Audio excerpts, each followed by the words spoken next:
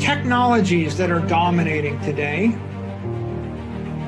they're dominating because they're able to deliver force faster, harder, stronger, smarter. So if we ask the question, what is money? Money is the highest form of energy that human beings can channel.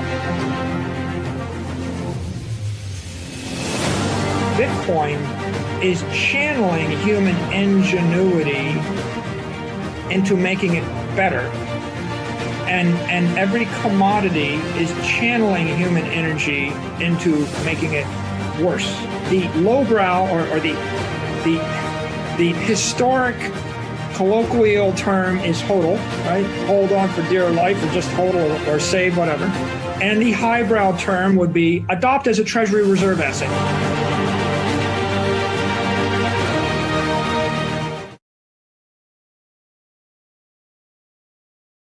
Hey guys, this is Robert Breedlove, and welcome to episode 2 of the Saylor Series on the What is Money show. So in episode 1, we covered the rise of man through the Stone and the Iron Ages. So we went into ancient technologies. We talked about fire, we talked about missiles, and we talked about hydraulics facilitated by water. And now in this episode, we're going to go a little further in the historic arc of man, and we're going to get into the Dark Ages. We're going to learn how missing one key step along the path of civilization can actually cause us to slide backwards and to regress, and that civilization is not a guarantee, right? It is something that must be continually pushed forward and maintained across time. And we'll also get into how humanity re-emerged from the Dark Ages ultimately into the Industrial Age and the Steel Age, which enabled a lot of very important technologies like cities and aviation and railroads, things of this sort. So we're going to touch on, again, the benefits that are offered by standardization. And also the benefits of protocols, similar to the ones we talked about in ancient Roman times earlier, and how the economic benefits of these standardizations to one language or one protocol actually accrete to civilization. So these cost efficiencies accrete to us in the form of being able to satisfy wants faster, cheaper, and better. And that's actually the force that drives civilization and increases both economic and network density for mankind. We're also going to talk about how violence and monopolization have shaped the course of history, how violence has been used to extract rents and taxes, how gatekeepers have influenced the course of history, and how monopolies have developed in both a natural and an unnatural way. And then we'll also talk about packaged foods and how much of an influence that had on civilization, enabling us to store energy in a leak-proof container, and also how mankind's ability to eradicate some infectious diseases was such a huge boon to humanity in terms of increasing life expectancy and quality of life overall. And again, the general aim of this is to construct a solid intellectual foundation on which to understand the profound impact that we believe Bitcoin will have on the world.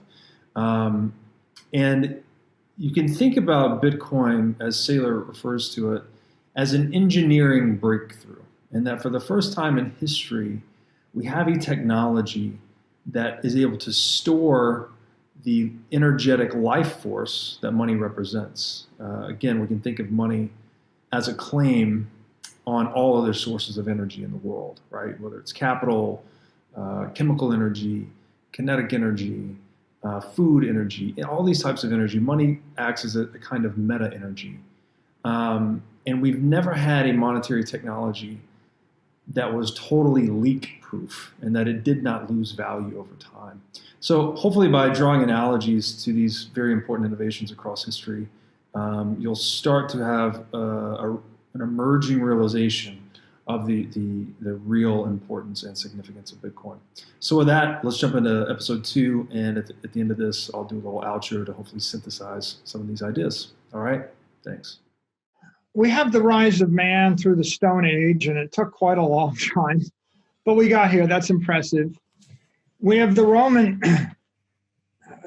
rise, and we saw a sophisticated society mastering energy networks, logistics networks, advanced tools, political processes in order to dominate their sphere of influence.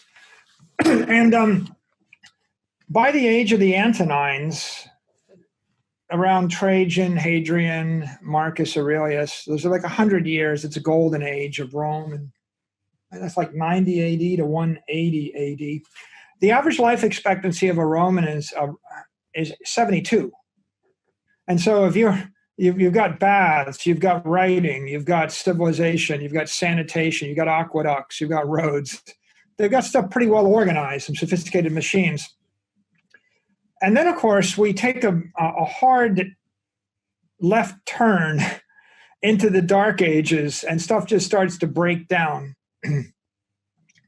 And it's a reminder that that nothing is certain. If you miss a key insight, you could waste 1,000 years. And stuff could have happened a different way. It didn't. For example, let's take the printing press. The Chinese developed printing presses way back 2,000 years ago. They never really thought to commercialize them. And the Chinese alphabet is a pictographic alphabet. And so you would have needed 25,000 different type pieces in order to have like movable type in a printing press. And so they had the wrong language to develop printing presses. The Romans had the Roman alphabet, which is an ideal language because you could actually print anything with just like 26 or 50 pieces of movable type. And they had all the knowledge, but for some reason, they just stare. Anybody could have figured it out, Robert. Like, all you got to do is walk in your boots through the mud and step on a nice floor and look down. And there's the idea for a printing press. Yeah. Tracks in the mud, right? They had paint, they had dyes, and they're just so close, and then they don't hit it. And we wait until 1453 or something for Gutenberg to work this out, and we're going to suffer for 1,000 years. It's amazing to me how certain things can be just right in front of a civilization, and they just won't grab them. Like if you go to St. Peter's Square, to the Vatican, and you look at that column, I think that used to be, it's now St. Peter's column, but it used to be Trajan's column. And Trajan's column was put up, on the, to celebrate the triumph of Trajan and his wars.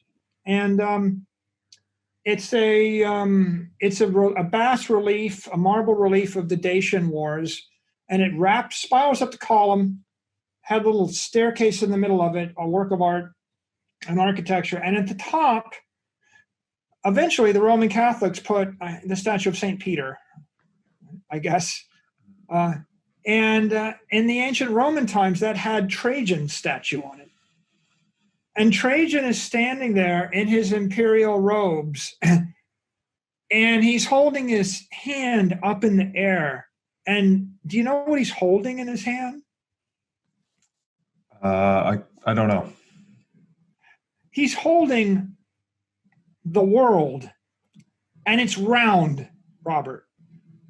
He's holding the globe in his hand, and this is 100 AD. Fast forward 1,400 years, and people think the world is flat. It's like the Romans knew the world was not flat. Right. And if they hadn't ripped his statue off the column, 1,000 years earlier, or whenever they ripped it off and buried it somewhere, they would have known the world was round. And it's so ironic that you could learn and then forget such a basic thing. Right, right. So there is the possibility of significant civilizational regression if we ignore those learnings that we've accumulated over time. And yeah, you can go backwards and you think, well, we got it. And if we do this, we're going to leap forward into a new progressive era. But if we kill it at a pivotal point, maybe people forget it ever existed, like letting that fire go out.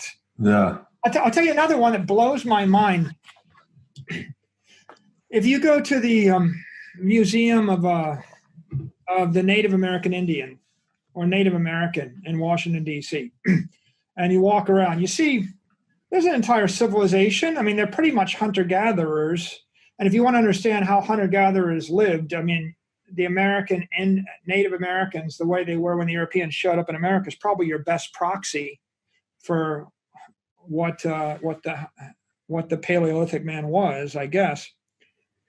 But amongst all the artifacts they gather, if you walk around, you eventually find a pottery wheel.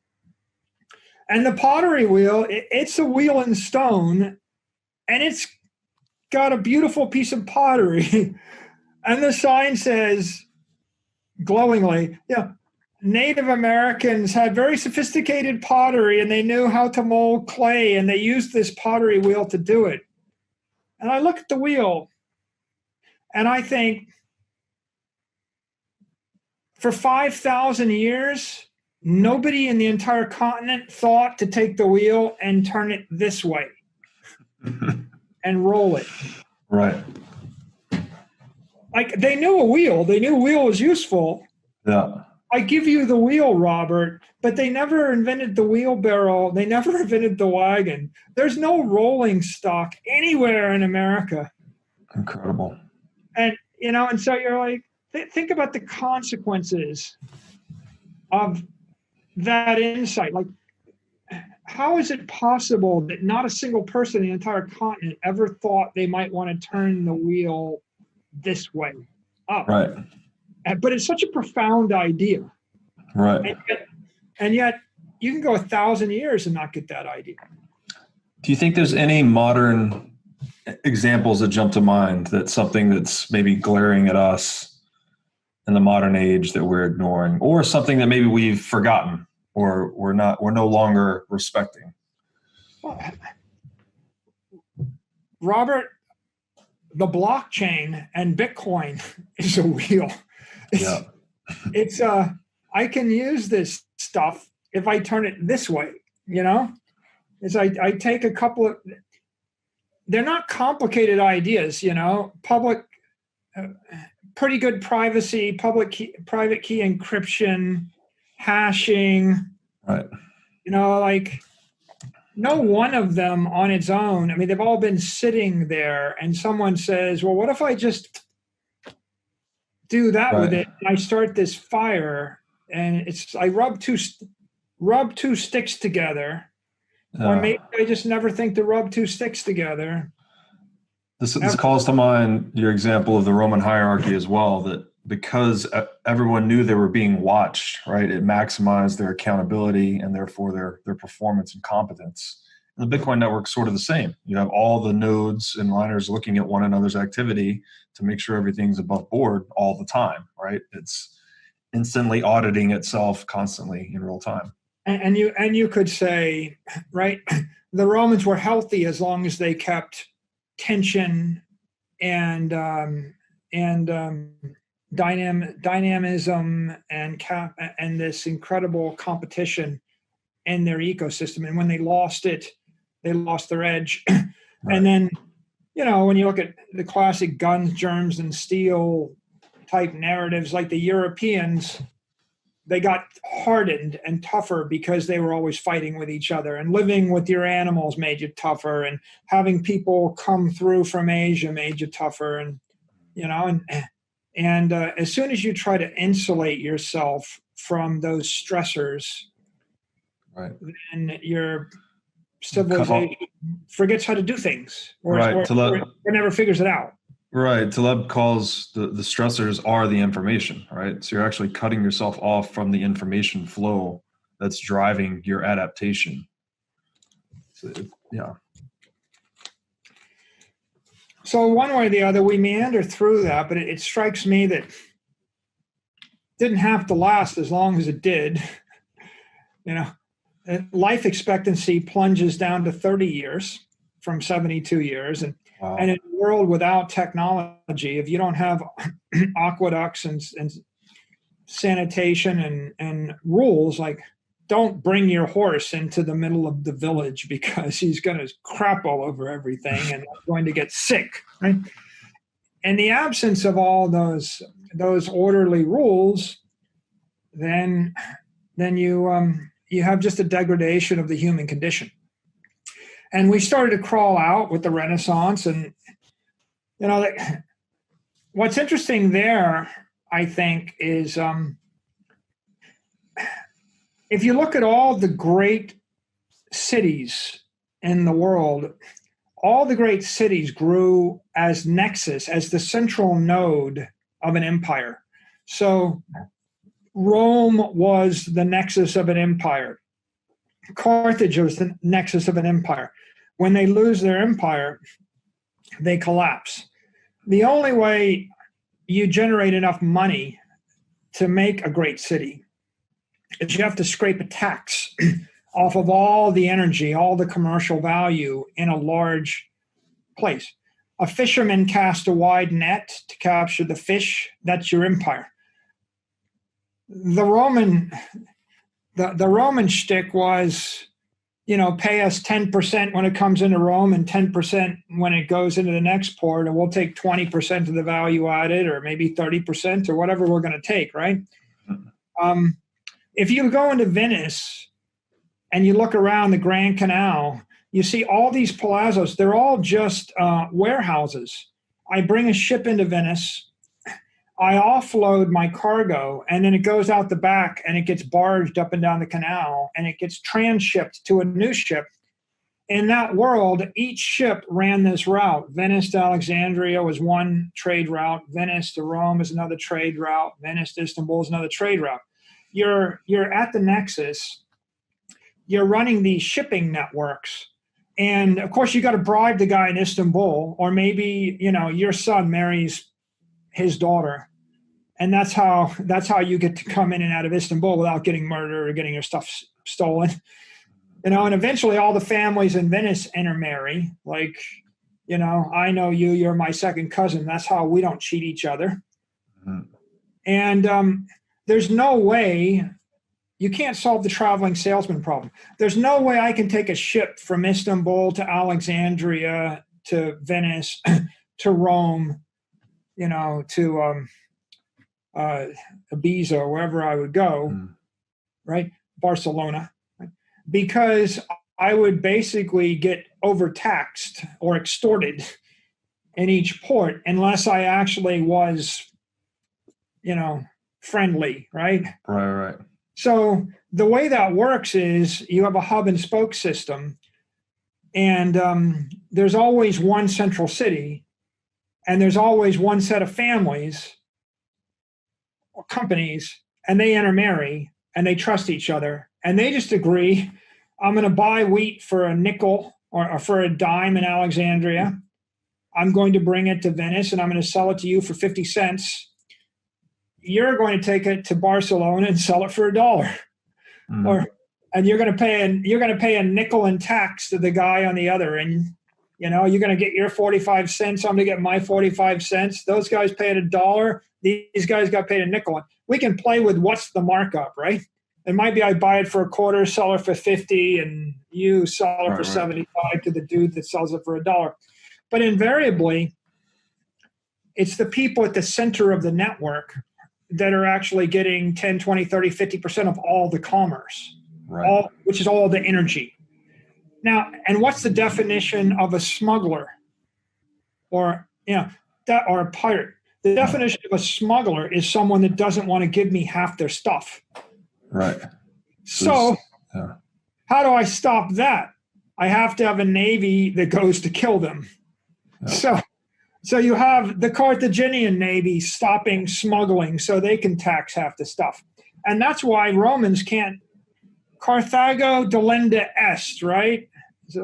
Is it like Pliny the Elder or Cato? I forget which one said in every speech he gave in the Senate for 20 years, Carthago delenda est. Carthage must be destroyed. Why? Because two people can't shake down the same guy of half his stuff. There's nothing left. If I take half your stuff as a tax, I can't, it's like the tax wars. Yeah. The Carthaginians are taxing the shippers and the Romans want the money. So therefore, the Romans must defeat the Carthaginians. Now the Romans tax you, then they fall, and the Venetians rise. Now the Venetian navy controls the Med. Then you've got, you ever go to Venice, there's this great Renaissance painting, the Battle of Lepanto. And the Battle of Lepanto is when the King of Spain allies with the Pope from Rome, the head of the Roman Catholic Church, and with the Doge of Venice. And those three navies fight the Turks, the invading Muslims from Istanbul. And they beat them. And it's the triumph of Christendom. But it gets you thinking about why were they all killing each other in the first place over the Med? And you realize it's because they're fighting over control of the mercantile network. Right. And then the next interesting observation is you've heard the word Roman Catholic Church, right? You ever heard the phrase Venetian Catholic? I don't think so. There was a time when the Venetians terminated the Catholic Church in Venice. The Catholic Church in the entire Venetian Empire didn't terminate with the Pope in Rome. It terminated with the Doge in Venice. And so that means all tithes, right? All due goes to Venice and stops. You can't have an empire unless the person at the top of the empire is also in control of the religion. Because if you don't control the religion, then someone else takes half your money, you see? It's all about energy flow.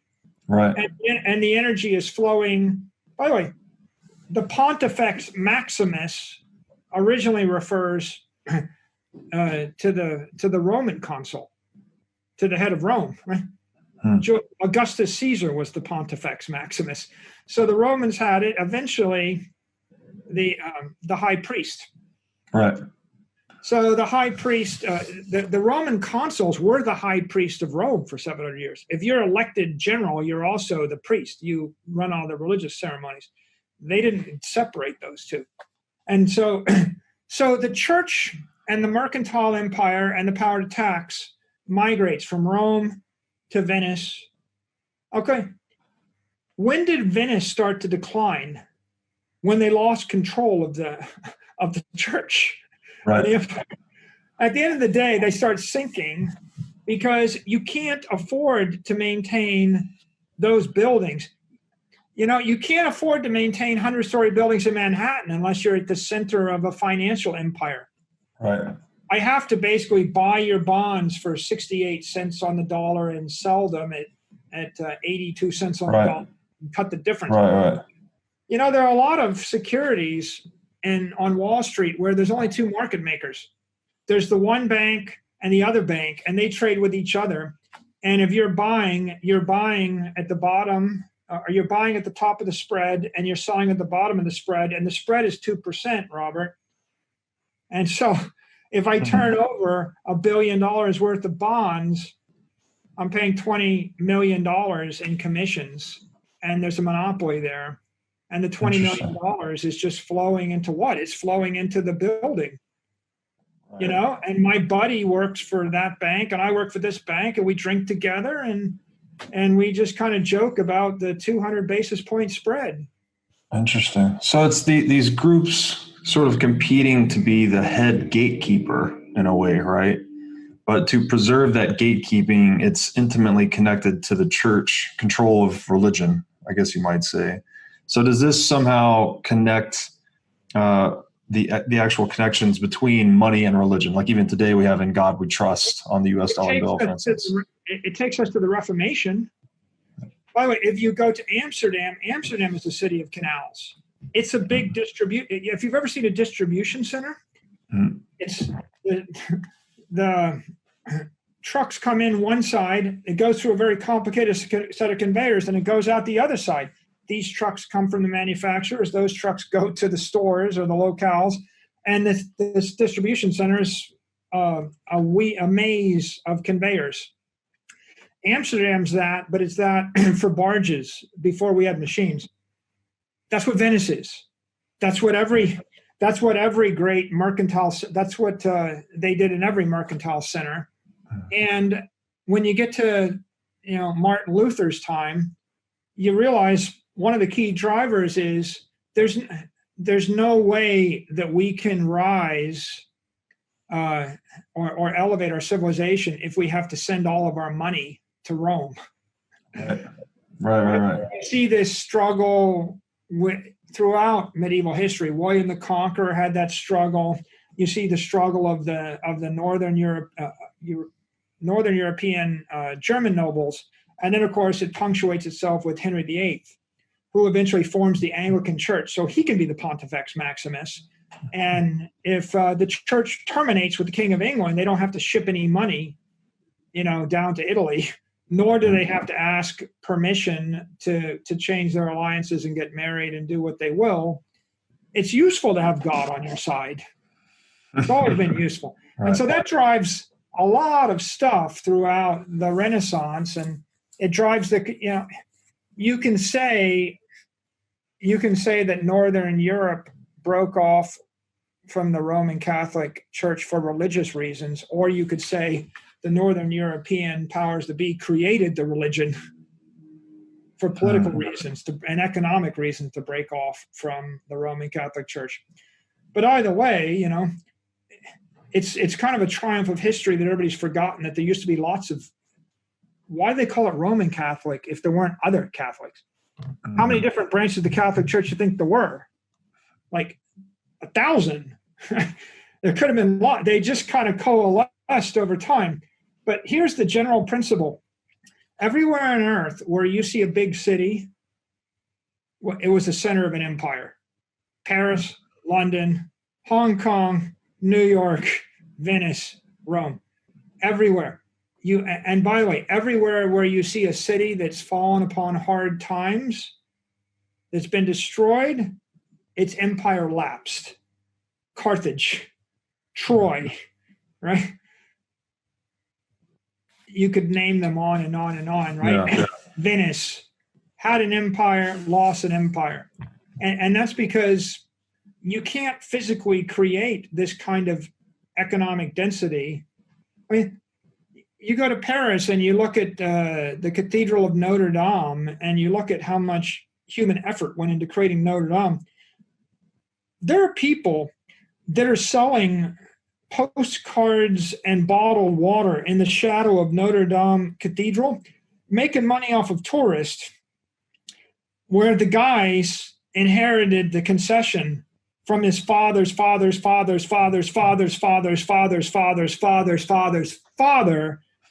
And if you go back 10 generations, the concession was 700 years old. Okay, they're living off of the vestiges of an empire long past. And now the question is, what are the empires of the future? Where do they form? And that takes us really to the Steel Age, the 19th century, the robber barons and the like. And you can see with shipping networks, those canals gave way to free ports and eventually gave way to container ships. And container ships totally remade everything. And they shifted power to Singapore and Hong Kong and companies like Maersk. And ultimately, it's a low energy, it's a componentized way to move things around.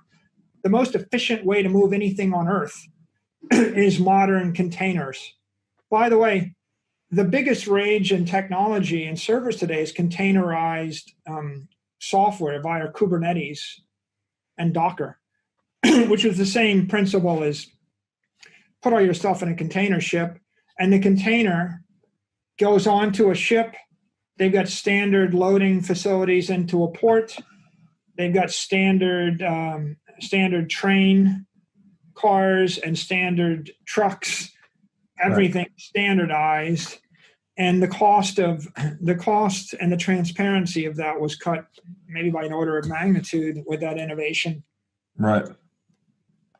Standardization once again. Right. So what I do have a question about these empires that we've discussed historically. Ostensibly, the purpose of an empire like this is to basically preserve the walls of the city, protect the peace, honor private property rights within that dominion, right? Enforce contract law, ensure that there's a non-violent means for dispute resolution, such that commerce can be conducted fluidly. And you mentioned the empires of the future. This is something I think about a lot, is that we've always needed this monopolist on violence to sort of honor private property rights within their jurisdiction. But another really interesting aspect of Bitcoin is that it's the first private property right that is agnostic of government completely, right? You don't need government to enforce your right to your private keys. It's like holding physical gold or any other bearer instrument. So I wonder how much that plays into the relevance of an empire in the historical sense, kind of going into the future.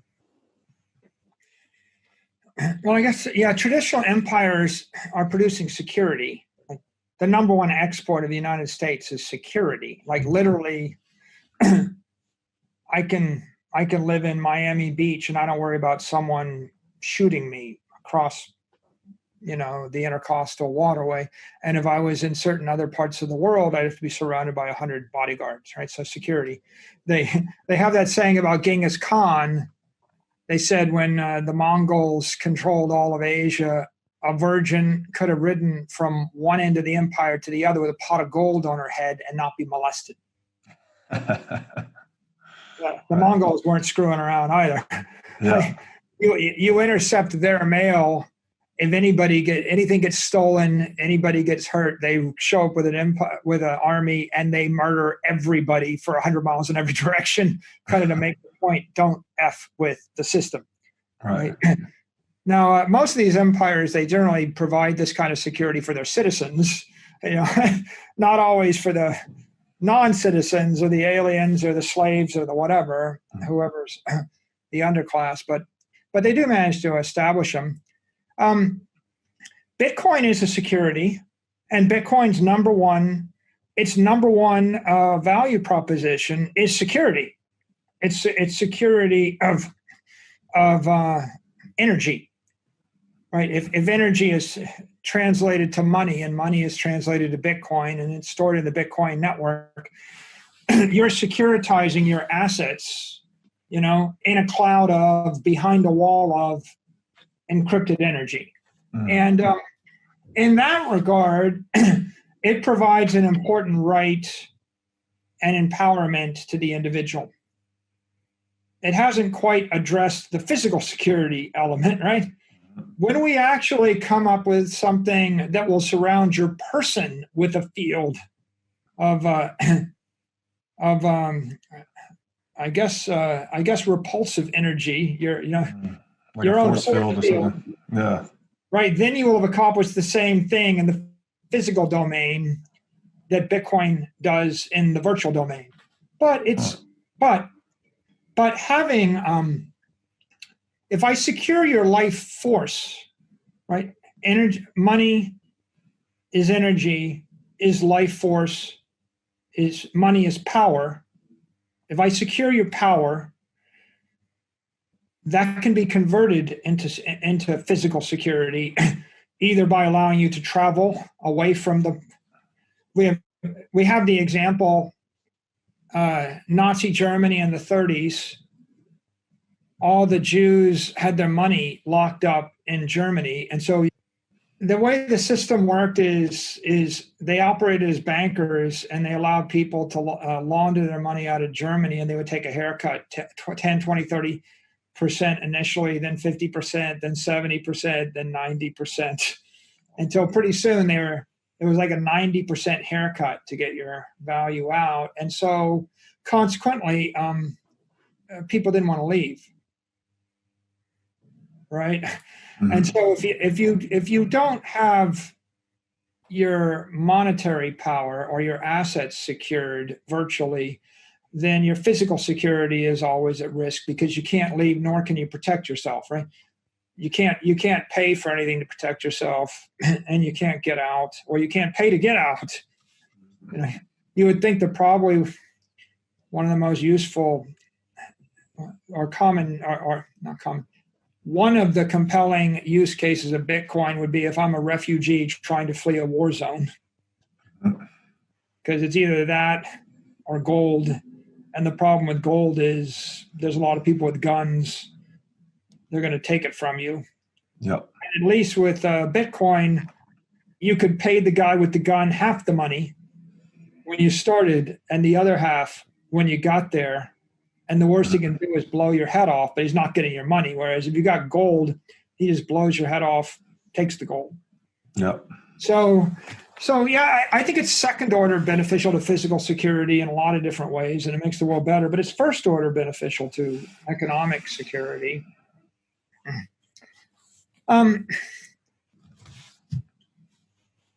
If we think about the steel age, these rail networks are another network to deliver energy faster, stronger, smarter, harder. Of course, at the nexus of every transportation hub, there's an economic center. So railheads, if a great city isn't a port, it's at the center of a railroad juncture. Mm-hmm. And when you bring in, a lot of times, sometimes at the center of the rail juncture, you can tax all the trains.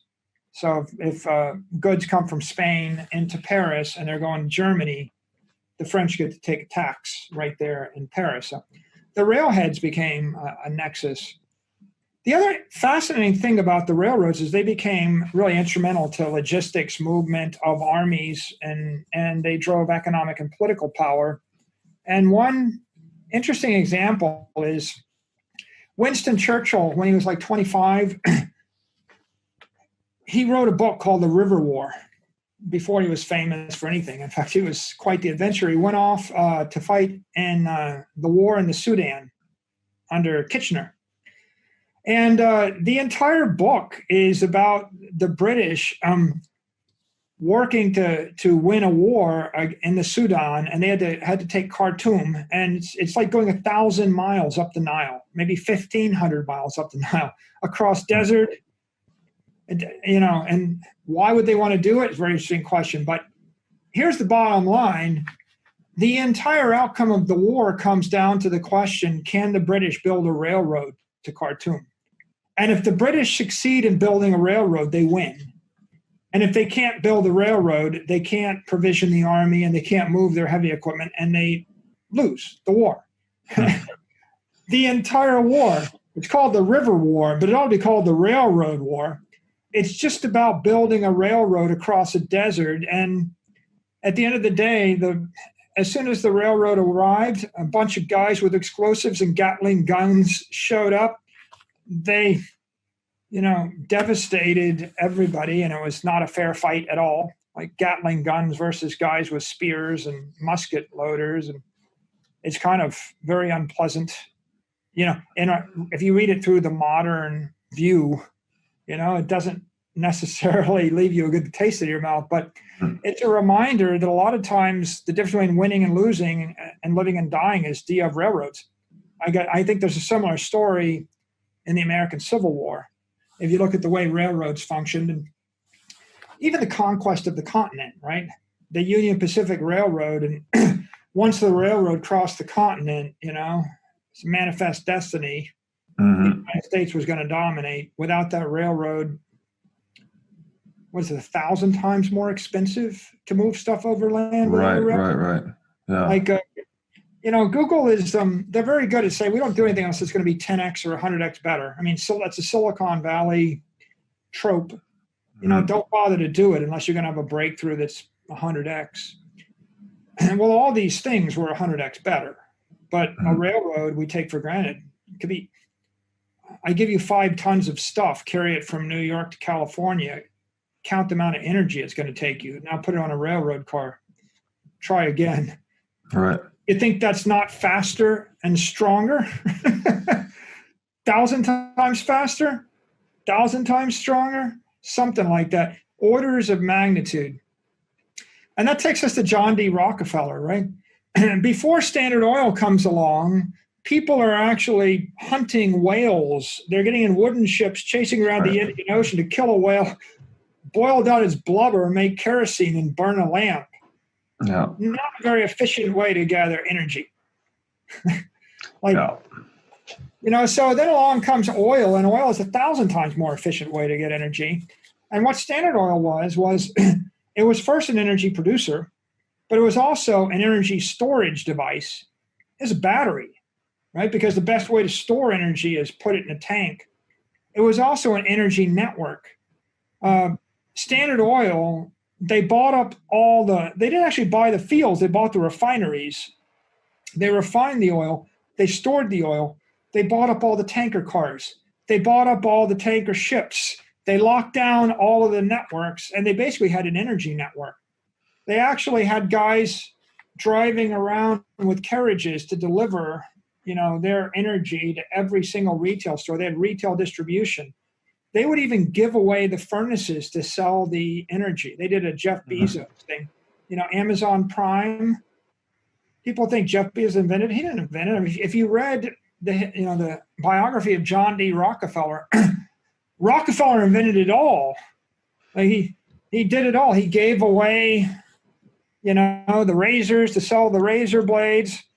He's the first guy to realize that, by the way, that you have to form a cartel, or you have to form some kind of understanding of scarcity. If there's no scarcity, there's so much volatility that the market is chaotically destructive. So you had the world's first serious energy network there. And it's such a powerful network that 100 years after Rockefeller's dead, those companies still are worth $1 trillion, right? They're still instrumental.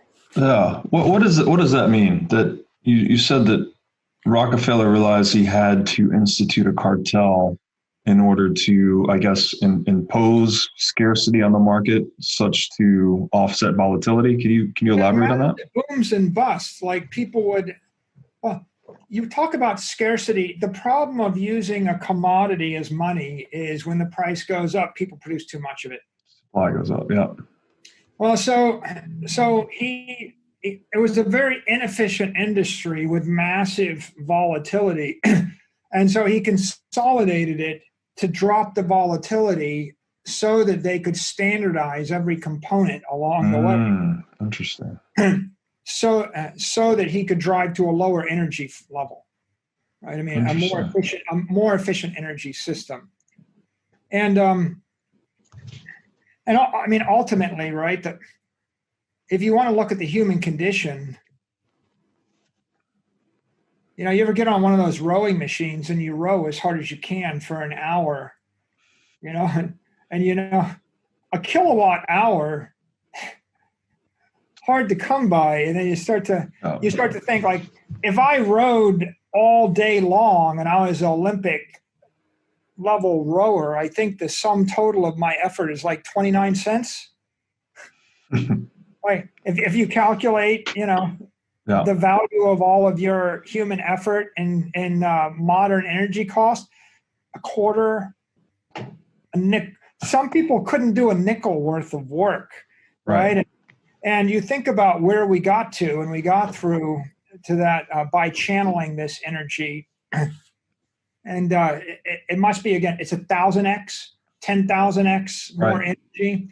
In fact, just a general theme you see everywhere where there's an explosion of innovation and an explosion of vitality. somebody tapped into 1,000x more energy, or figured out how to deliver the energy. Right. Somewhere.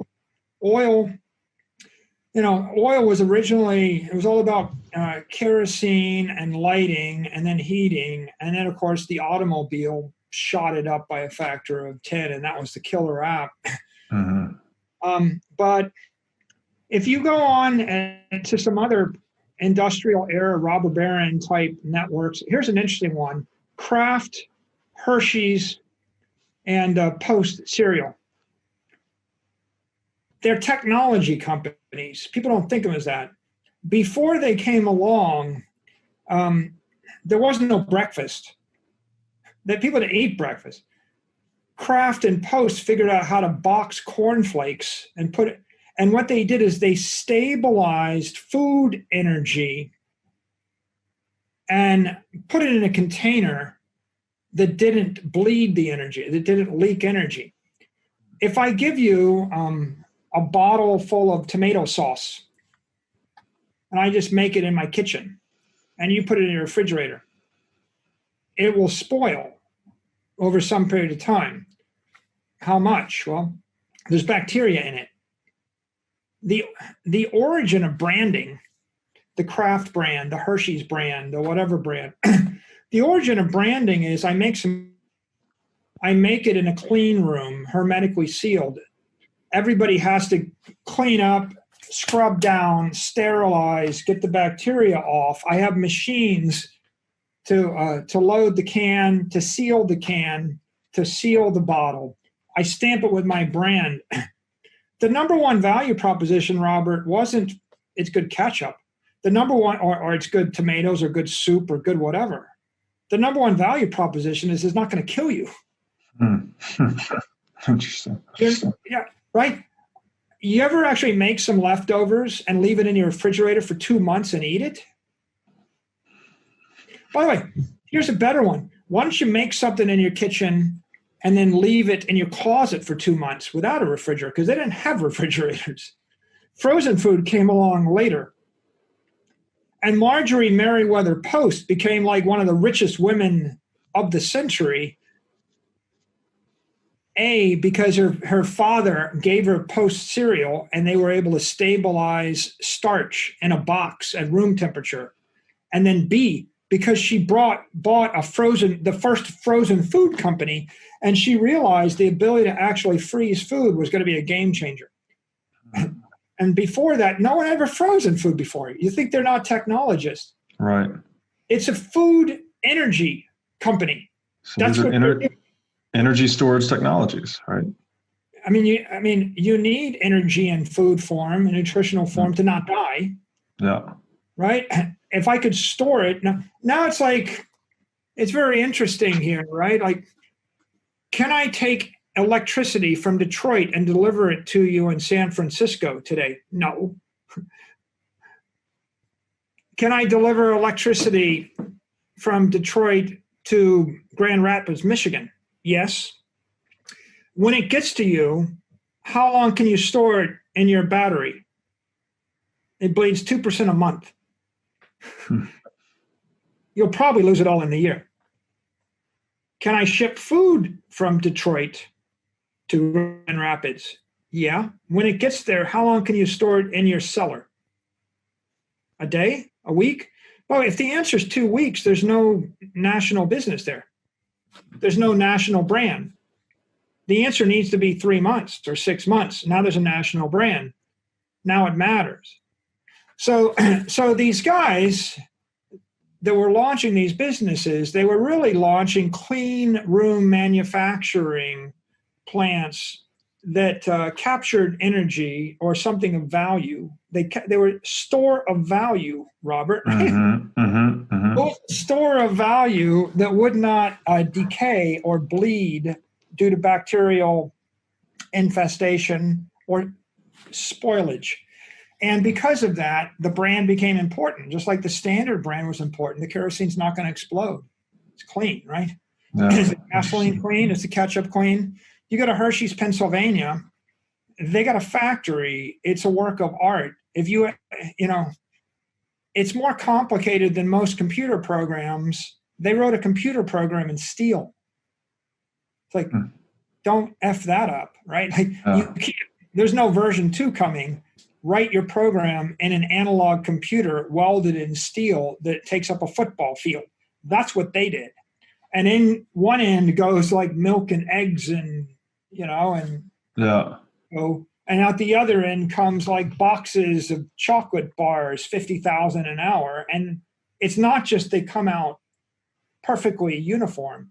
It's they come out without bacteria in them, and you can put them on the shelf and they won't make your kids sick. Right. And therein is the rise of all of those CPG companies. It's interesting. I love the perspective you have on all investment being an investment in technology, because that is what we are doing, right? We are making tools, protocols, technologies that basically improve our productivity. And that's how we advance, is sort of layers of these innovations on top of one another, such that basically every business is a technology business. I think that's a very unique insight I had never heard before. And then I think the other thing is the interesting connection between this hyper sanitation, right? To really make sure there's no bacteria or anything that could cause harm to the user of energy, which would be the eater of the food. How the hyper sanitation is connected to the preservation of the food or the energy store. And that seems to somehow kind of mirror Bitcoin in a way that it's got a hyper sanitary ledger, right? There's never any errors in the blockchain whatsoever, such that it preserves its sanctity maximally across time. Like it's the best preservation technology of value because there's no detritus in it, I guess you would say. The best branded asset in the history of the world. Right, exactly. Maybe it's the first time someone came up with a way to cryptographically brand a security. Yeah. Which is an interesting idea. Yeah. Now, with regard to businesses, I would say that all of the great businesses, the growth companies, were all technology companies in their time. And eventually, and almost by definition, they stop growing when they are no longer cutting edge technology companies, right? Mm-hmm. There are other businesses that are more like rent-seeking businesses, or they're concessions. The guy that sells bottled water in the shadow of the Notre Dame Cathedral, that's a business. It relies upon political largesse. Maybe there's a real estate business, right? I own that real estate, and then I sell you water or lemonade on that real estate, right? There are those kind of businesses. But the growth companies, right? Standard Oil, was a growth company. U.S. Steel, Boeing, IBM. In that period when they're growing, they're a technology company. And that means that all growth stocks are technology companies by definition. Mm-hmm. You can buy another stock that's not a growth company or a non-tech company, but it's probably not a growth stock. In order to grow a non-technology company, you could then make this the assertion that you're going to need to do financial engineering, like roll-ups, like I'm going to buy up every McDonald's or every restaurant across the country with debt. Maybe that's a way to grow it. Or you need a concession from a regulator. It's now illegal for you. I'm the only person that can operate airports in the United States. Right? I can grow that way. I need a concession, a political concession. And then I suppose there's a place for innovative marketing, but if there's not a compelling technology breakthrough, I'm just not a big fan, right, of the marketing thing, except for if the marketing breakthrough comes about due to technology. Like, for example, I created a company that got famous because I'm famous on Twitter and YouTube, and that's not a bad idea. I'm the best marketer on a new medium. maybe that can work. But at the end of the day, those aren't going to be $1 trillion, in their day. I mean, like if the dollar's inflated or it's debased by a factor of 100 at least, well, I mean, John D. Rockefeller was worth $400 million in his money. Multiply it by 100. Yeah. Right. Multiply by 200. Right. He got to being worth $1 billion, I think. So he probably was worth 200 billion to 250 billion in his money. And that was in a day where you didn't have access to all the deflationary tech services that are effectively free. Right. So relatively speaking, right, that they had extraordinary power, but they were all technology capitalist. It's important at this point for us to just look at the impact of steel and aluminum through this entire era. Carnegie created an empire based on steel, and Andrew Mellon's empire was substantially based on aluminum and aluminum Alcoa. And steel is an elemental force for the civil engineering industry, and aluminum became that elemental force for aviation. Without steel, there is no modern city.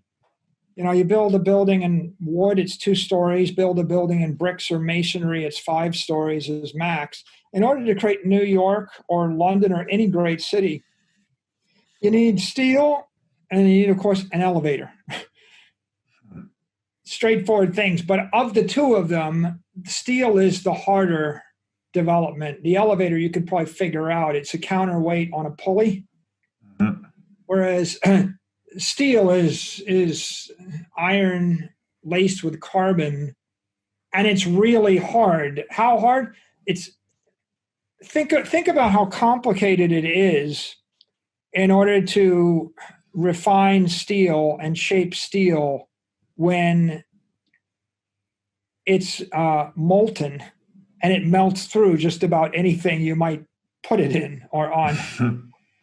If you read any books on steel, like American Steel, I think by Richard Preston, about Nucor, they talk about steel refinery blowouts.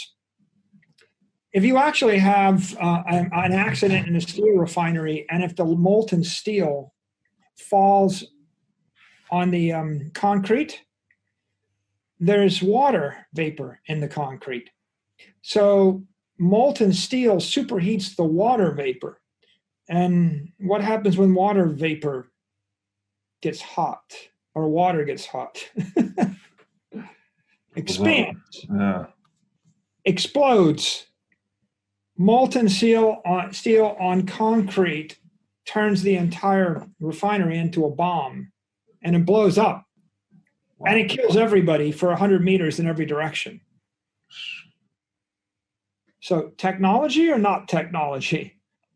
Harder technology. Everybody thinks they're in the technology business today. Nobody deals with technology that's as dangerous and tricky as what Carnegie and those early steel refiners are dealing with, or the DuPonts handling nitroglycerin. Like, what do you think happens when you mishandle nitroglycerin? When you mishandle crypto, you lose some money. When you mishandle nitroglycerin, everything gets blown up again, right, for half a mile in every direction. And aluminum, again, not so easy either. So these are really difficult technologies, but really elemental, because the difference between steel and no steel is, do you build a 100-story skyscraper? Right? I guess you could say you might do some of it with iron, but iron's just got problems. Steel's the perfect material for civil engineering. It's cheap. It's got extraordinary tensile strength.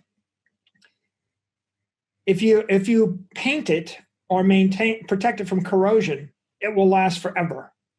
Literally forever, Robert.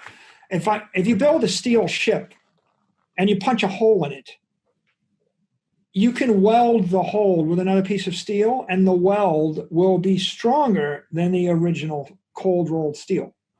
It's that strong. So in the world of strong, this is the strongest of strong materials. It's strong, it's cheap. Carnegie figured it out. They built every bridge with it. No steel, no bridges. No bridges, no Manhattan. Yeah.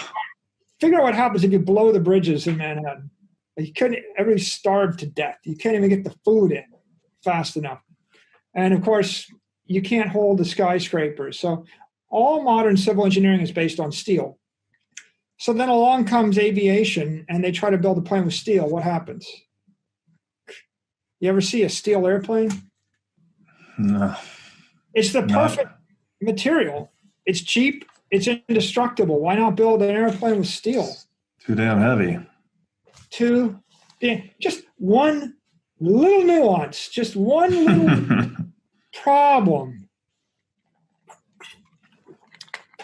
But that, the fact that it's better than aluminum in every way, shape, and aluminum's 20 times more expensive than steel.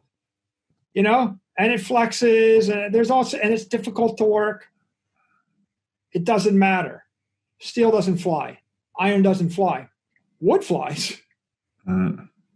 Canvas flies. Fabric flies. But you try to find a metal which is stable, that's going to be a structurally sound metal for aviation, and aluminum's the one. No aluminum, no aviation. Nothing. Right. Nothing. Like you're talking about balloons, right? Yeah. Or maybe you got the right flyer, but it's an elemental force, and on that element, you make that breakthrough, then you have you have $1 trillion industry. Right. Based on that breakthrough. How do you work it? How do you create it? How do you use it? It's so interesting that these raw material breakthroughs then have so many follow-on consequences, like first and second order consequences, to the point where you're saying no steel, no city, no aluminum, no aircraft. And then we have to think about how much commerce is actually conducted through the city and through the aircraft. I mean, it's foundational to global civilization as we know it. And they all kind of come down to networks that move energy around. Mm-hmm. Standard Oil is an energy network. The railroads are energy networks, right? Oh, no railroad, no tanker car with energy on it, right? The railroad is the energy network moving the oil around. The airplanes, another energy network moving high frequency cargo around and information around. Mm-hmm. And each one of them, build another one, and then the food networks. And the result of all of them is there are large corporations and huge opportunities for wealth creation if you get to the node of the network. Mm. One last point on the steel age before we move on that's worth noting is average life expectancy at 1900 is 50 in America. It was 70 under the Romans. It was 30 in the Dark Ages. It might have been 32, 33 in the Revolutionary War in the U.S. We crawl back up to 50. And then by 1950, it's 70. And so probably the most rapid expansion in the quality of life in thousands of years is in that 50 years from 1900 to 1950 because of the conquest of infectious diseases. And that's all really a function of discovering the science of microbes and sterilization, understanding that you need to be sterile. And then the second is antibiotics. And those two things together were extraordinary. Antibiotics alone and penicillin is responsible for the defeat of tuberculosis. And tuberculosis killed 1 billion people. The White Plague. If you caught tuberculosis, it was a death sentence. I think it killed Chopin, killed all sorts of people. Mm-hmm. 1 billion people, more than any war. And of course, in this particular case, if you look at history books on the 20th century, They give it like 2 paragraphs. You could, if you were weighting the text based upon the significance of what happened, you probably something like half of all the history of the 20th century ought to be just about, penicillin, antibiotics, and sterilization, half, and everything else could be the other half. But in fact, it's not even 0.01%. The only measurable mortality rate in the 20th century is the flu epidemic around 1920, where you could see a blip. You can't see an impact on the average life expectancy of any other event, including all the wars. Mm-hmm. The wars don't. World War I doesn't register. World War II doesn't register. Nothing. It's kind of like just the impact of technology, of modern medicine and antibiotics and networks and cheap energy and sterilization and sanitation and running water. The impact of that so dwarfs every political thing that took place in the century that what you've really got, I think it's just a chart that's just a small blip in 1920. And that was like, different estimates, 100 million people died, 20 people say as much as 20%, 10 to 20% of the population died in that 1 or 2 year time frame. And they're still debating what that is, but it's the only event you can see on the chart. And all of the activities of all the politicians and all the ideologies and everything we fought over turned out to be not as relevant, as defeating tuberculosis. Penicillin. And it was derived from a mycelium. Is that correct? It was left in a sink overnight accidentally, something to that effect. Yeah, and it's an accident. The guy, we get it from a fungus, and it's accidental. Incredible. And powerful, but I don't know. I guess your takeaway from that is let people do their stuff and don't try to channel people in any particular direction too much, because nature's a bit more complicated. I think Taleb makes the point that all of our innovation is, or won't say all, we'll say the vast majority of innovation occurs through trial and error, right? This tinkering impulse that people naturally have versus this image of the inventor alone in a room laboring for 20 years straight, and all of a sudden he has a breakthrough. It's more like people working and tinkering all over the world and communicating that lead to these breakthroughs. Yeah, half of science is accidental. Yep. And half the stuff gets discovered, but the issue is no one decides to commercialize it, or they don't engineer it into the solution. So there's that phrase, I think William Gibson's phrase, the future's already with us, it's just not evenly distributed. Right. Yeah, exactly. All right, guys. Episode 2, so good. We're making progress. We've now seen man rise through Stone Age, Iron Age, regress into the Dark Ages, and then finally progress into the Steel Age. And this leads us into the Industrial Revolution and where we are today, which is the Information Age. So I really appreciated Saylor's perspectives on this. I thought it was interesting that we take so much for granted today. We really think that all of these modern miracles generated by markets are a given. But if we look at the Dark Ages and realize that one key misstep can send us sliding back thousands of years, I think it's a great lesson to deeply absorb and realize that none of this is promised. And he made the point clear with, the boot print, right? The idea of the printing press was evident to anyone who had ever seen a footprint or a boot print. Yet for some reason, it took us a really long time to commercialize it and realize its revolutionary potential. And I also, when he pointed to Trajan, right, the guy from 100 AD the statue of Trajan holding the globe, right? The spherical world in his hand in 100 AD. Yet fast forward to 1400 BC, and there's people in Europe pre-Columbus that still think the world is flat. So it's so interesting to me that these ideas, powerful as they are, they can be missed, right? We can hurt ourselves by not paying attention, and not just at an individual level, but really at a civilizational level.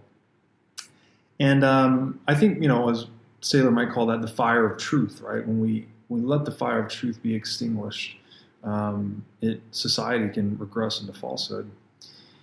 The other interesting point was the Native Americans with the pottery wheel, right?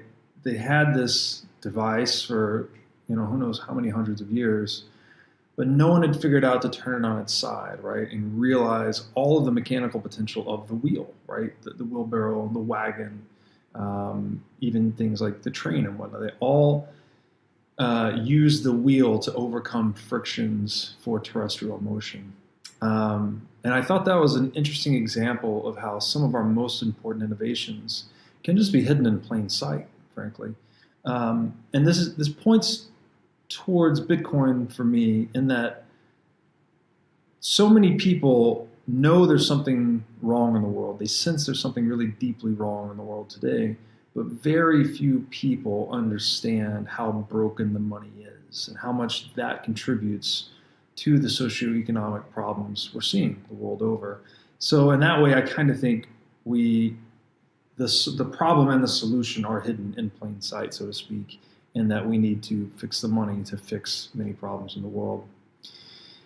And when we got into the discussion about smugglers, right? So the definition of a smuggler, which sounds like a criminal actor, is really just someone trying to protect their self-interest, right? There's someone that wants to conduct commerce through a port and not give away half of their stuff, as Saylor said. I thought that was very interesting. And that's actually where we get the term free port.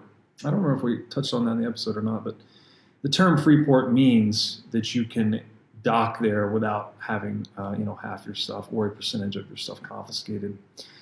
And that leads us to the really important role that gatekeepers have played throughout history. Whatever local monopoly on violence existed, they've always wielded that monopoly to extract value or rents or tax from those conducting business and creating economic surplus in their guarded territory, right? That's been kind of the name of the game throughout human history. And that's why we have the two adages, right? Death and taxes. Anywhere you go to conduct business, you're going to get taxed, and we're all mortal. We all die. So governments have always used the weapon of the law as an instrument of plunder, right? It is how they generate revenue, is maximally extracting wealth from those that do business in their territory. But it's a parasitic relationship. And if we look in the domain of biology, parasites actually don't tax their host to death. That would be actually counter to their own self-interest. They want to extract maximum value, but in a way that maintains the host's longevity, right? So it's kind of like establishing monopoly profits in an economic sense. There's a very particular point on the price curve where the monopolist sets their price to optimize their own profits, which isn't enough profit to, say, kill the consumer and force them not to be able to pay for it. And it's not a low price like we'd see in free market competition, but it's like right at this peak point. So I thought it was pretty interesting that we were able to see governments in that light. And that's why history has this distinct pattern of might is right. Yeah, like people have been competing to be the head gatekeeper, right? And this could be governmental, this could be religious, because it gives them the path of least resistance, if you will, for extracting value and becoming wealthy. And indeed, those were the first wealthy people in the world, were people that were able to specialize in violence or to specialize in religion, to establish monopolies on local commerce or local belief systems. And that points to the intimate relationship of government and religion, and the defining feature of Western civilization today is the separation of church and state. That was how we have secular society. It was a decoupling of those two institutions. And if we look at, say, a modern city like New York, I thought the point was great that those skyscrapers are constructed from the value that is extracted by financial intermediaries, right? Where Saylor gave the example of two bond traders in adjacent buildings driving most of the volume in a market, and they both get to scrape, their VIG, their 1 or 2%. And it reminds me of the hotels in Vegas, right? The old joke is like the buildings aren't built by winning gamblers, right? It's the nature of being an intermediary is that you get to extract perpetual profits, basically, from anyone doing business within your network. And that's what money is, right? It's just it's a network of trust. And that's why the state has always fought to control and monopolize it, because it gives them essentially unlimited power and wealth to be able to confiscate that from the entirety of their citizens. And that's what tax is. That's what a rent is. Not a rent like you pay monthly for your apartment, but rent in the economic sense is the intermediary or group preserving peace in that area. They get to siphon value off of it for the privilege of protection.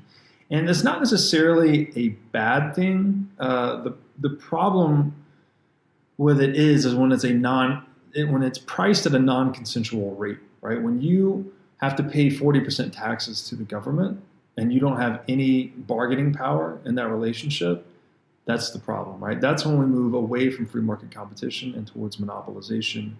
And that's what creates so many problems in the world.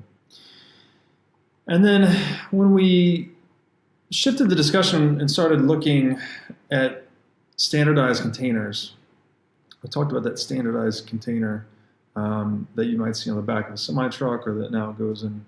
They also, ship across the ocean.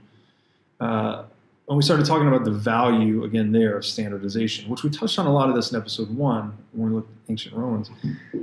When we are able to compress, I guess you could say that protocols and standardization compress confusion, right? Because there's less optionality. So everyone knows the language. Everyone knows exactly what to expect. So you're able to execute actions very quickly and efficiently.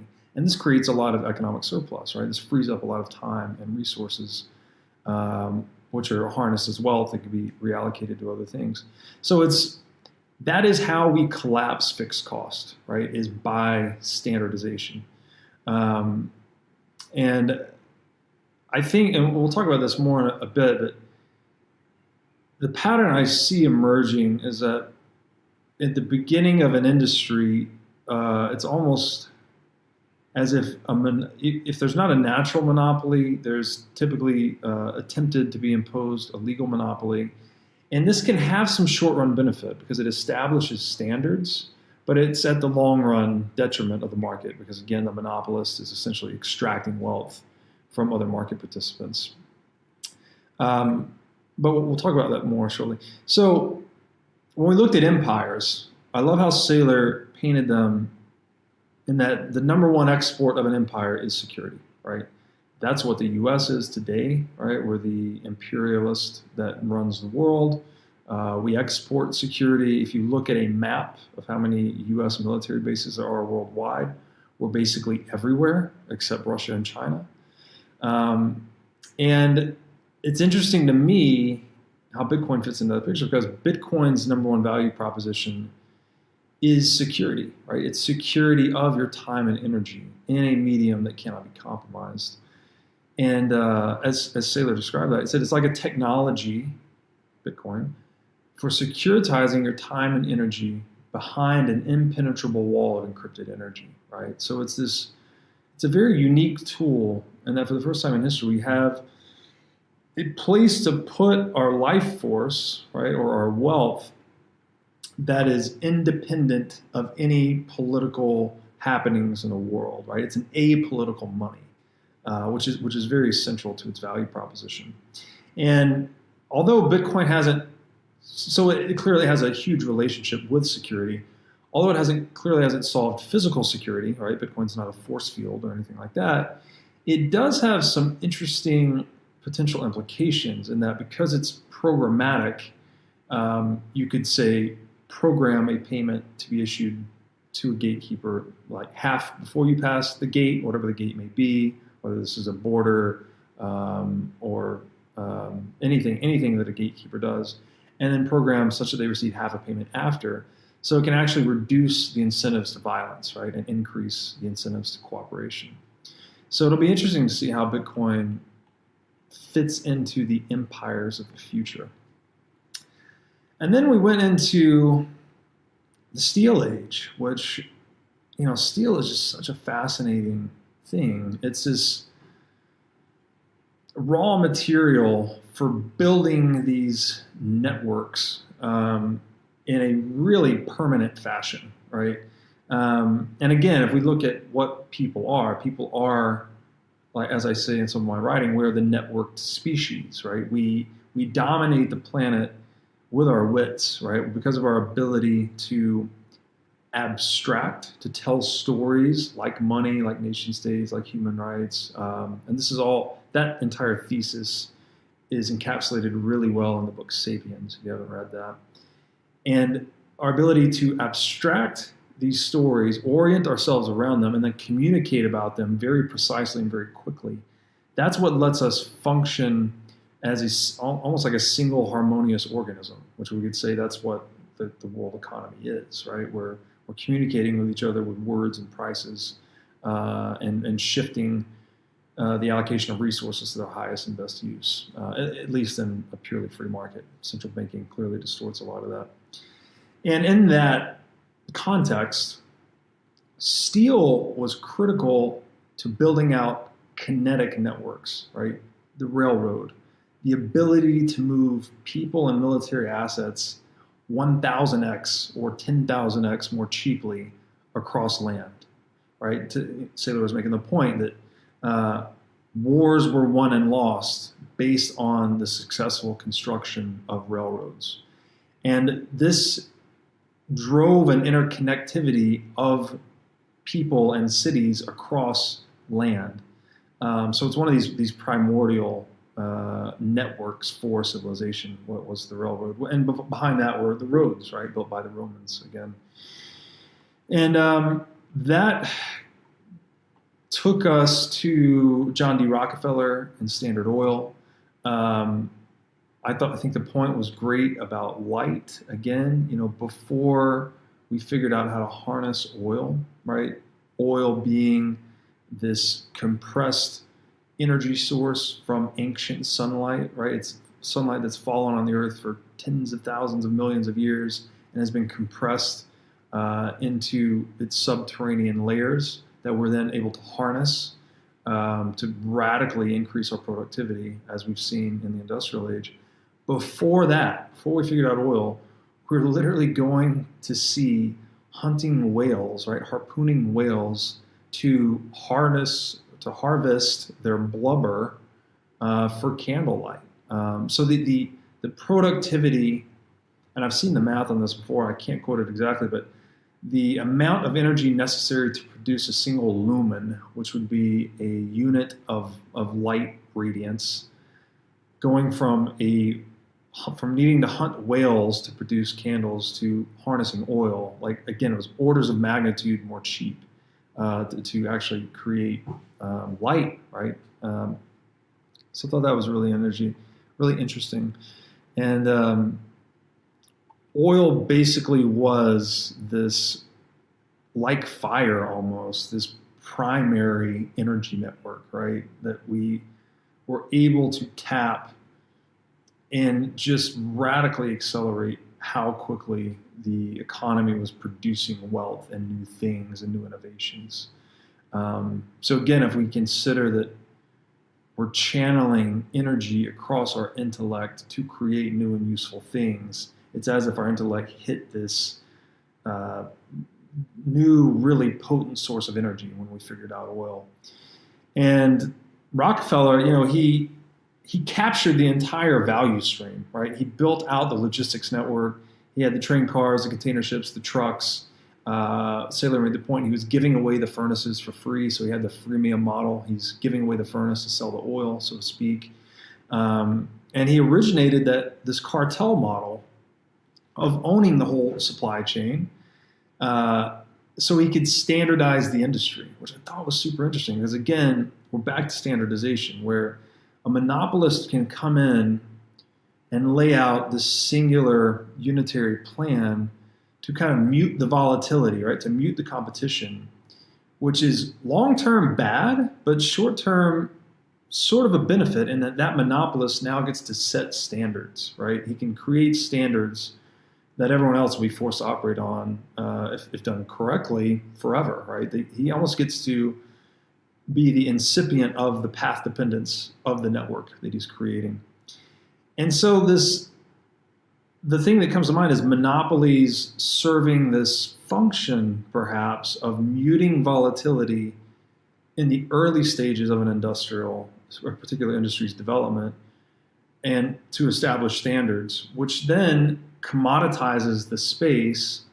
And assuming you can remove that monopoly after it's served its function of setting the standards, then you let free market competition take hold on those standards, and it's more beneficial, right? Versus if you just set out in the beginning with pure free market competition, then it's hard to get the industry to interoperate well because of the lack of standards.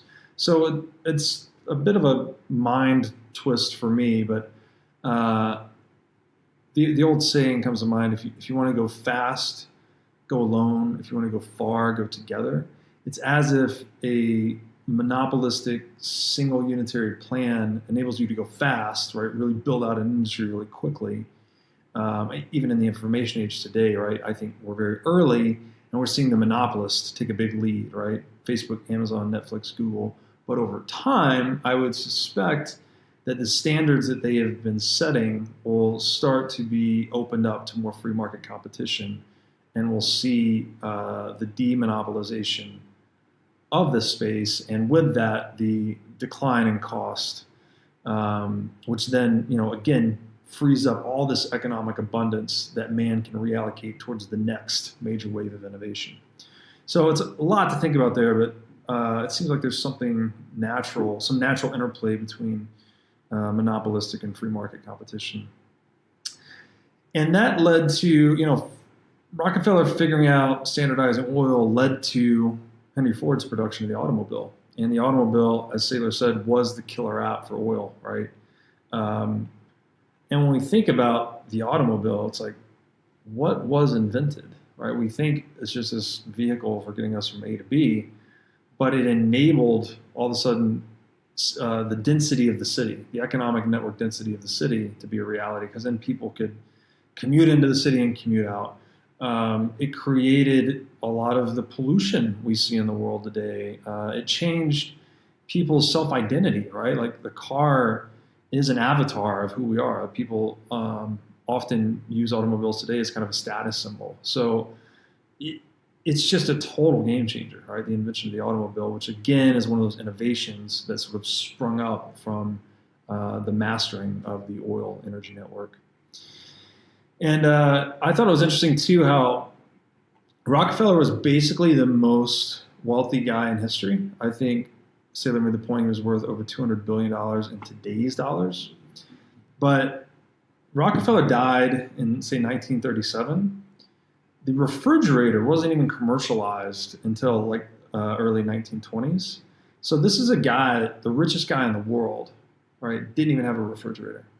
So if you today have a refrigerator, you in some ways are more wealthy than John D. Rockefeller was, just a little less than 100 years ago. And that, I think, is just a testament to the abundance created by free markets, right? It's like every living generation, assuming we're optimizing for for productivity improvement is head and shoulders above the prior generation, even the richest of the prior generation. And then we got into a discussion about Kraft, Hershey's, and Post Foods. I never thought about this before, that the business they were in was actually selling stabilized energy, right? Like, food is inherently unstable. It doesn't keep well, especially before the invention of the refrigerator. And these innovators figured out basically how to stabilize food energy at room temperature. And the value proposition they were selling is that their food doesn't kill you, which I thought was just great. It's like this, again, they're technologists, right? We think of it as food, and we think today it's no big deal. Like, we go to the grocery store and we buy boxes or cans or bottles or whatever we want. But this was a major breakthrough for supporting larger populations like we have in the world today. And it kind of reminds me of the certification function on coinage and bills too, because, you know, Saylor made the point, I'd never thought of a brand like this, that the brand was like, you know, this food won't kill you. Just like a gold coin stamped by a government or a private certification business was saying, this is 1 ounce of gold, or this is 10 ounces of silver, or whatever it was. So it's a trust thing, right? You learn to trust the brand to represent what it says it is. And then also in food, you know, frozen food was a total game changer. Like, the fact that we could, you know, suck all the entropy out of food and keep it for extremely long periods of time just allowed us to accumulate the savings of food, right? You know, we all take it for granted today, but again, a freezer and a refrigerator, like, we should just stop in awe of our freezer and refrigerator every day and just think about how amazing it is that we figured out a way to suck the entropy out of food and store food energy for over extremely long periods of time. And in that context, in a monetary sense, we could say that fiat currency is a high entropy storage device, right? It leaks a lot. It suffers from spoilage over time. Whereas Bitcoin could be considered like the deep freeze, you know, the absolute zero of storing monetary energy. It sucks all the entropy out of it. And you know that you'll own a guaranteed fraction of the total money supply for all time. So that analogy was interesting to me as well. And I liked how he talked about food factories being, again, they're technologists. They were computer programs written in steel. So at one end of this program, you input eggs and flour and milk or whatever it is, and at the other end of this, you know, steel computer program, it outputs cookies that you can then box, you know, wrap in plastic, put on the shelf, and they last for a year or whatever the number is. That's just a totally new and unique way to look at food and consumer packaged goods in general. And in that way, they were stores of value, right? Food, this consumer packaged good industry was in the business of storing value, right? They're storing food energy as value and selling it. And they were able to accomplish that through hyper-sanitization, right? Hyper-sanitation. So they're removing all of the detritus and any uncleanliness from the food packaging process, and in doing so, they're able to output a product that was guaranteed to last for a fixed amount of time. And again, the analogy there to Bitcoin being this hyper-sanitized ledger, right? There's all of the nodes are all checking, and the miners are all checking one another's work to make sure it's being done consistent with the rules of the protocol, which are 100% open and transparent to everyone. And that's what makes it this ultimate preservation device of monetary energy. So that, you know, just mind-blowing comparisons between consumer food products and Bitcoin. And in that way, you know, Saylor hit this on the head. I saw the concept of a brand in a new way. Like, I used to think a brand was just a company's logo and reputation, But to his point, the brand was the certification saying this product is what it says it is. You can trust the reputation of this group. And, particularly, this food won't kill you, right? Something that's pretty important, something you're going to eat and put in your body. You can reliably trust this brand that it won't kill you, right? They're trading, the producer's trading on their own reputation, if you will. And I thought he just hit the button right on the head when he said, in that sense, Bitcoin is the best branded asset in history, because Bitcoin does do exactly what it says it will do. Nothing less, nothing more. And there's no element of human corruption that can change that, right? Like, you could install a new CEO at Kraft Foods and he could say, to hell with a customer, I'm going to start putting rat poison in my cheese crackers or whatever, right? Can do some outlandish stuff to ruin the reputation of the business. But Bitcoin is this leaderless institution, right? That just runs the rules of the protocol, and it doesn't change, it doesn't bend. So that was just mind-blowing for me, and something I'm going to be thinking about for a really long time. And then we got into steel, with Andrew Carnegie mastering this ultimate raw material for civil engineering, right? Saylor made the point, steel is cheap, high tensile strength. If you paint it, it basically lasts forever. So it's non-corrosive as long as you seal it off from air and water. And then if you damage it and decide to repair it with a welding, the welding is how you say that. Welding is actually stronger than the original steel itself. So it's just, again, another one of these fundamental breakthroughs in raw materials that supported higher civilizational advance. And then we talked about aviation. Clearly, steel is good for a lot of things, but no good for aviation because it's too heavy. So we had to figure out aluminum. And so much, I don't know, my epiphany here is that so much was riding on these raw material breakthroughs. We're discovering new foundational elements to society, and there's a lot of upstream consequences that we can't even imagine, right? Like when someone figured out steel, who knew we were going to figure out the city, and then figure out, aluminum, to figure out aviation, and then figure out, say, fiber optics encircling the planet, figuring out the internet, figuring out YouTube, right? It's just these layers of innovation, and from the point of innovation, it's very difficult. It's impossible, frankly, to see where it's going to go. So it unlocks all this potential human ingenuity to discover all these other things, and kind of a cascading effect. So, as you said, no steel, no city, no aluminum, no aviation, and just think about just those two. We just stopped there. If we had no city and we had no aviation, how much of the world would we not have today? How many of you have flown, right? How many of you have lived in a city? It's really hard to fathom how much just these two raw material breakthroughs have changed our lives. And again, in my mind, it all comes down to increasing the energetic or network density, right? So we're increasing the possibility of exchange, right? We increase, say, the economic and population density of a city, increases exchange within that city, so it's pumping out more ideas and innovations. There's great books on this. I think it's called The Serendipity of the City, maybe, where it talks about this relationship between population density and innovation, right? The more population density there is, the more innovation tends to come out of it. And then in aviation sense, it's about overcoming the frictions to free exchange, right?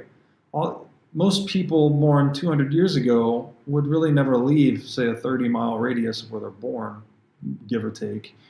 And maybe those numbers are wrong, but you get the point. The world is opened up to us with aviation. You can go anywhere in the world now within a day, right? Anywhere in the world. It took settlers in the U.S., 3 or 4 months to cross the continent. if you didn't die, from disease or whatever.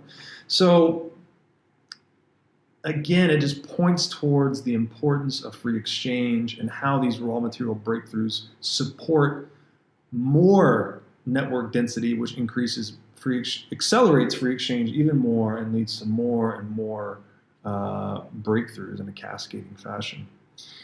And the analogy I like there is that Bitcoin, it kind of is like financial steel, right? It's just the best tool for the job, and it just works, right? It doesn't bend, it doesn't break. It just is an absolutely perfected monetary technology. And it's steel, but it also has wings, right? Because you can just send it anywhere. You can store it in your mind or in a computer anywhere. So it has all this flexibility too. And it can be programmed to do different things, and you can build different features and modules on top of the protocol, and you can build higher layer protocols. And it's just one of those type of breakthroughs where it's like a raw material / network breakthrough. So just a lot to think about there. And then finally, we talked a bit about the conquest of infectious diseases, which clearly we haven't conquered all of them, but we've done a lot. And Saylor made the point that these breakthroughs are the best amplifiers of life expectancy ever, right? The curing tuberculosis, which killed 1 billion people, right? That had an immediate impact on the life expectancy curve, which the World War I and World War II were just a blip, right? So makes the point that technology is increasingly more of a variable on our progress. As it's almost like technology is becoming exponentially more important to us as we innovate further, which gets us into the information age. And the wars, which are more of like political actions, these matter much less in the long scheme of human history. But there's a distortion in the history books, right? If you go to read history, you're going to read 99 pages about World War I and II, maybe 9,900 for every one page you'll read about tuberculosis. So there's this asymmetry in terms of how important the breakthrough is versus how much is written about it, which I thought was fascinating. And penicillin, that breakthrough that increased our life expectancy so much, it was accidental, right? It, again, as Taleb would say, tinkering is an anti-fragile process. So it's the more entropy or uncertainty or randomness we can introduce to the process, the more breakthroughs we have that can be accidental at times, right? Penicillin was, I think it was a mycelium or a fungus left in a sink overnight, right? And then something grew on it, someone tested it, someone figured out, holy cow, this thing cures disease and infection, and it just radically changed the world, right? One of the most important discoveries in the history of man from an accident, right? So I think it just points to what we need to optimize society for, which is free exchange and experimentation. That's how we create the most wealth in the world. That's how we solve problems. That's how we increase life expectancy. So that was a killer episode. I hope you guys enjoyed it as much as I did. And we'll see you back soon for episode 3.